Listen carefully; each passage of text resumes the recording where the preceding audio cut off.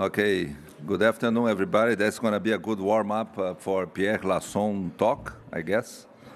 We are talking about Jaguar Mining in Brazil. We are located in Brazil. I'll do some forward-looking statements, so be aware of the disclaimers. Where is Jaguar? Well, we are a mid-tier gold producer in Brazil. We are located in the Minas Gerais state, for those that are familiar to the country. Around Belo Horizonte, the capital, we have three complexes. By complex, I mean at least an underground mine and a plant. The Caeté complex is in production right now. The Paciência complex has been care and maintenance since 2012. We are reassessing now for reopening the mine. And the MTL complex, Turmalina mine and Turmalina plant, it was in production up to December last year when we had an incident of a dry stacking pile slump.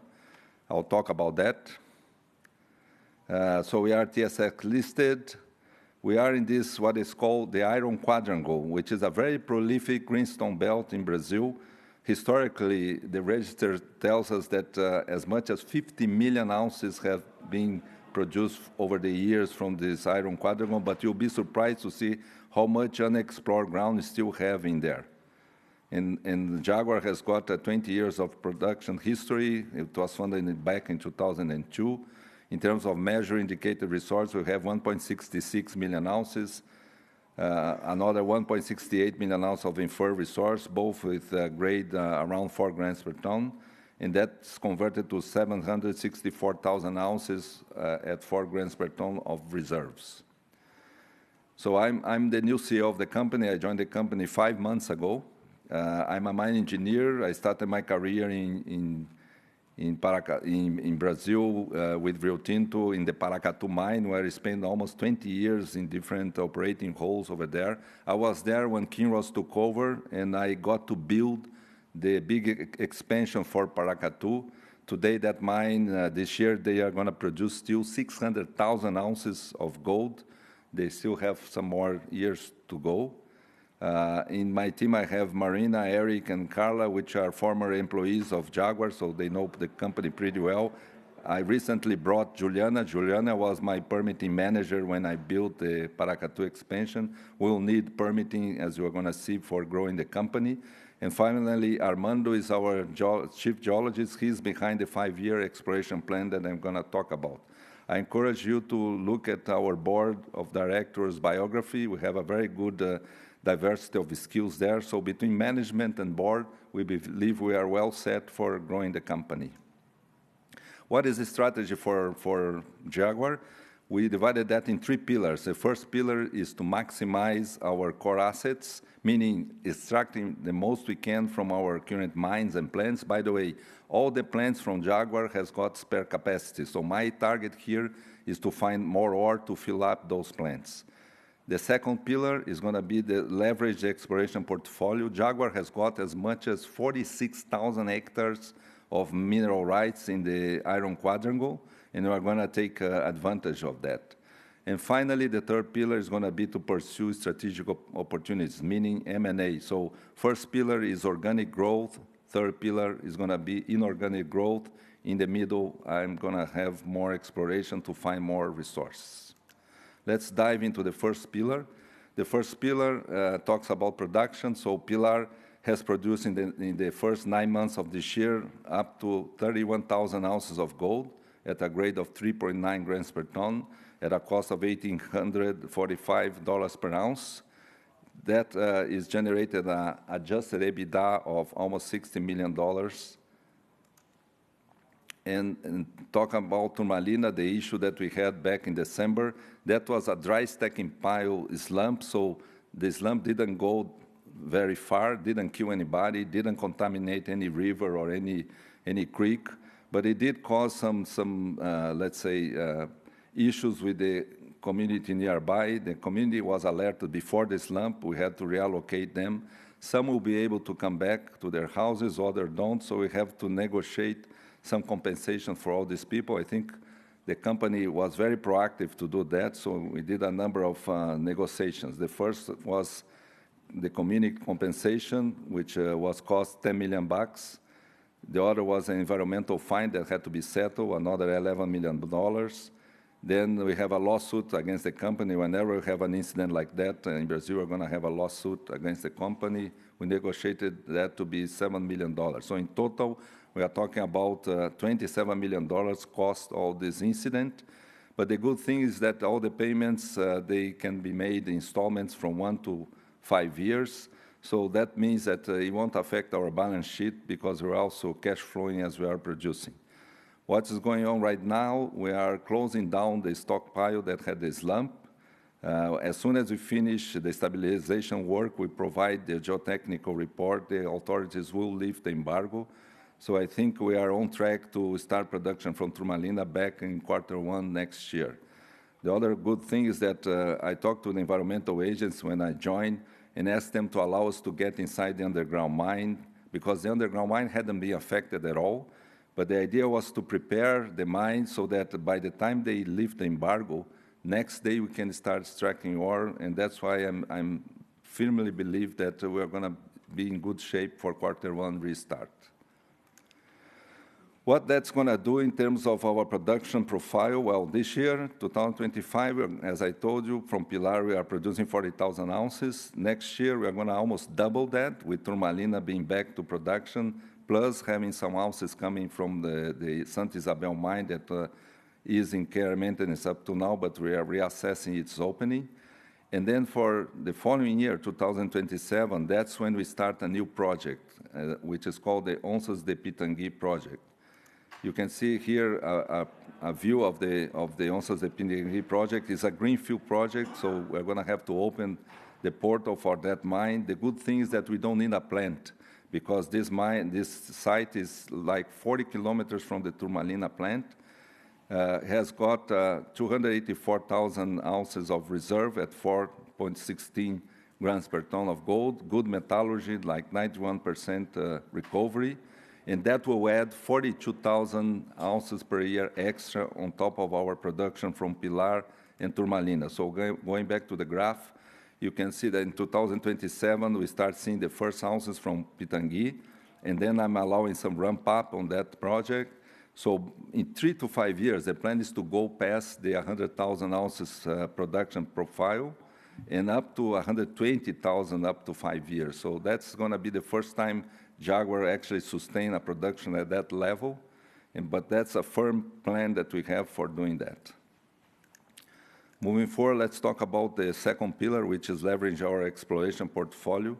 So this is a map that shows the Iron Quadrangle again. And maybe you can see there we have at least 2 world-class deposits in that region. Cuiabá Mine and Morro Velho Mine, both belong to Anglo Gold Ashanti.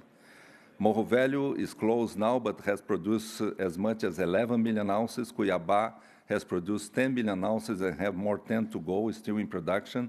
And what is interesting is that when you look at closely, you see that all Jaguar targets that we have are in the same geological lineaments of Morro Velho and Cuiabá. So when I joined, I asked my chief geologist, why can't we find another Cuiabá or another Morro Velho in our tenements? And he said, well, I think it's possible, but we need to do some systematic drilling, which had never been done in Jaguar. And I said, how come we've been 20 years as a company? And the reality is that all the work that exploration has done over the years was to focus in the underground, existing underground mines to define the resources and reserves, which they were successful. But that also means that what we have now in our hands is unexplored ground that we are going to take forward in terms of strategy for the company. So I asked, okay, give me a plan for this, and that's what he came up with. It's a 5-year exploration plan. You can see that have detail of each target we're going to be doing, drilling in each year. So in total, we are talking about doing 220,000 meters of drilling over 5 years. And what's the target is to find at least or to define an endowment of 1 million ounces per year. So in total, the total endowment that we can see in this area goes between 4.5 up to 8 million ounces of new resources, which would mean triple the amount of resources that we already have. I'll give you an example. One of the targets is the Chamé target. It's going to be an open pit mining opportunity. What you can see in this picture is the footprint of 2 excavations. Those are old excavations. By old, I'm talking about something done 250 years ago by the Portuguese, the colonizers. And obviously, these people were looking for high grade. So when you get on the bottom of these excavations and you take chip samples, what you find is high-grade material, 2, 3, 9 grams per ton, up to 27 grams per ton of gold that were measured on these samples. But what is most interesting is that then the geologists did some trenching, cross-cutting the excavations, and what they found is that although lower grade, like Paracatu, 0.5 grams per ton, all continuous mineralization. So this whole thing can be seen as a package of mineralized material between the high-grade zones and the low-grade zones, which are really a halo of mineralization. That's a cross-section that shows the same picture. And then here you can see two lenses that go deeper as the high-grade zones, and in between them you have these lower-grade zones. When you compose the grade that could be in that region, you'll find that the grade would be around 1 to 1.5 grams per ton, which for an open pit is pretty good. So when you calculate, and that's a 100 meters true width, and the strike length of this zone is up to 1 kilometer. So when you do the calculation about the amount of material that you could have there and they contain gold, you come to the conclusion that only in this target we could find 1 million ounces of endowment. And that's what we're going to be following up. Chamé, you can see on the bottom of the picture, is very close to the Santa Isabel mine. So that means that as soon as I can find more ounces, I can then shift them to an existing plant. So all this area, and this is only one target. You can see in the same lineament, you have much more targets. Then we are talking about a 15-kilometer strike length. So the total area has got an endowment of between 2 to 3 million ounces. Finally, Pilar Mine will also have exploration potential going deep, and that's very typical to the Iron Quadrangle. The mines can go up to, like Morro Velho, up to 2.5 kilometers deep. In Pilar, we are 1.1 kilometers deep. So next year, we are also targeting to do some directional drilling in the deeper zones. And if you consider the ounces per vertical meter that we have in the lower mine, in lower levels of the mine, and you calculate the amount of potential that we can have down plunge, that could mean another 500,000 ounces in the Pilar mine, which is an existing mine that is in operation. The third pillar to finish off is M&A.